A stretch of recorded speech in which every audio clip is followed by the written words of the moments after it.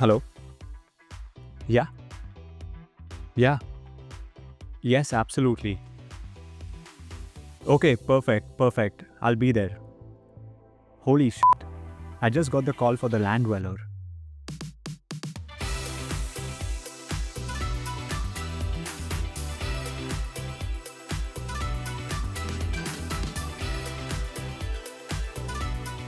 The Land-Dweller is Rolex's first new model family in 13 years and is also one of their most controversial and divisive releases in a long time. But I liked it from the moment it was announced. This watch has many firsts. The first high beat movement from Rolex and the first to use the Dynapulse escapement. It is also their first integrated bracelet watch this century. The dial layout has really thrown some people off, but I don't mind it at all. I think it's quirky but cool. I remember raving about the watch with my sales associate when it was leaked and eventually announced a day before Watches and Wonders 2025, and immediately registered my interest in it. Fast forward 7 months, and I got the call for this watch. So here's a glimpse of the AD experience. And yes, my AD lets me bring my dog in here. So my wife, dog, and I drove up to the store where we were greeted by the sales associate who brought us to a private lounge to complete the whole process. While I know it isn't quite the VIP room at the Met Gala, it's always a thrilling experience to be brought to this space.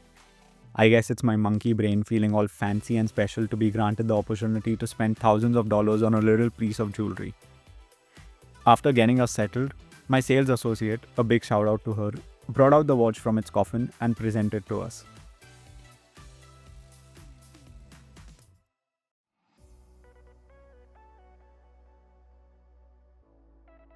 For the first time in the hand, the Land-Dweller felt special. This watch is extremely elegant, surprisingly thin, and as you can tell, super blingy. Also, having an open caseback on a Rolex feels like a refreshing and welcome change. This is also my first time having a Rolex with a hidden clasp. As with most watches, the Land-Dweller feels much nicer in the flesh than it does in the photos.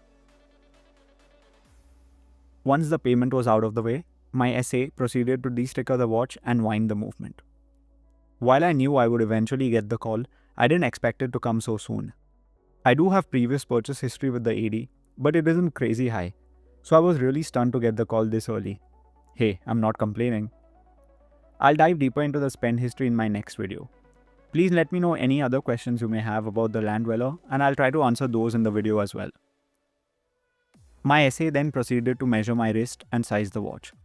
After taking a few links off, the watch was finally ready to be put on. And it felt surreal. While I can pull off a 40mm Land-Dweller as well, the 36mm is the perfect size for my wrist. The flat Jubilee bracelet with its hidden clasp feels so classy and comfortable. And look at that shimmer. I'm sorry if I've included one too many wrist rolls in this video, but I just couldn't help myself. I'm also pretty thrilled by the Dynapulse escapement. Being able to see a movement on a Rolex is a new concept for me, and each time I pick up the watch, I have to pause and look at it. And to be honest, the movement looks beautiful with the finishing done to an elevated standard, probably better than a standard Omega or Breitling, and in line with a similarly priced JLC or GO. The overall execution and finishing of the watch seems to be at a higher standard than a Datejust or a stainless steel sports watch. Of course, I'm still in the honeymoon period with the watch, so pardon me if I sound like a fanboy. But if you've handled this watch, you'll know how nice it feels. If you've seen one in person, let me know what you thought about it in the comments. And yes, it's okay if you hated it. My feelings won't be hurt. Much. Now I realize that I've been fortunate. I didn't need this Land-Dweller any more than I needed this ridiculous overpriced pumpkin flavored coffee. Yet here we are, enjoying these frivolous luxuries. At this point, it's been over 2 weeks since I got the Land-Dweller. Over this period, I just haven't been able to put the watch down, and I don't think I've worn another watch since. The Land-Dweller has been on my wrist every day. I've worn it everywhere from home to the office desk and even dog parks. I've even got a couple of scratches on the bracelet, but that's okay. The watch still shines. Now, after living with this watch for some time, I can confidently say that there's a lot to love with the Land-Dweller. That said, this watch isn't perfect. There are some weird quirks. The name is still stupid, and the dial will split opinions.